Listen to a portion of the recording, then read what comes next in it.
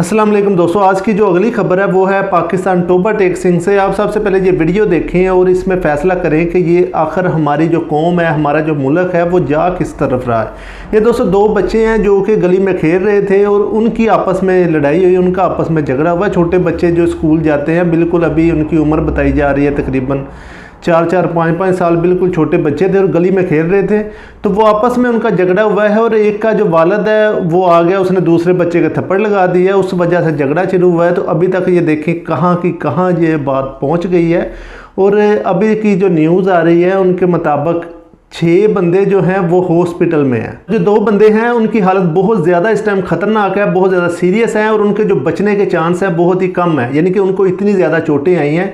ये जिसके हाथ में जो भी चीज़ आई है, किसी के हाथ में कुर्सी आई है, जो भी चीज़ आई है वो मारता गया है, जो भी हाथ में आया, ईंट आई है, वो एक दूसरे को मारते गए हैं। यानी कि 2 बच्चों का झगड़ा जो है 2 ख़ानदानों में जो है शुरू हो गया और आपके सामने है औरतें, बच्चे, बड़े जो भी है एक दूसरे को मारे जा रहे हैं। दोनों हालांकि एक मोहल्ला है, एक मोहल्ले में आप रहते हैं और इस तरह का झगड़ा करना बहुत, ये कोई छोटी बात नहीं है।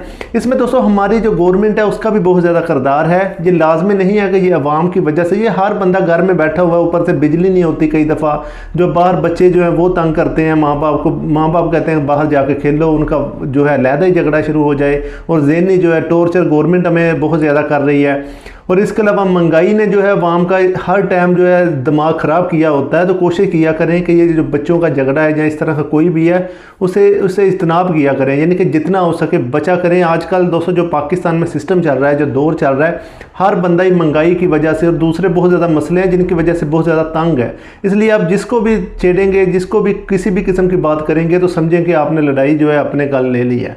तो इसलिए कोशिश किया करें कि ये हाल हुआ है इस तरह ना किया करें, बचा करें। ख़ासकर ये जो बच्चों की लड़ाई है इसमें लड़ने झगड़ने का कोई तुक ही नहीं बनता।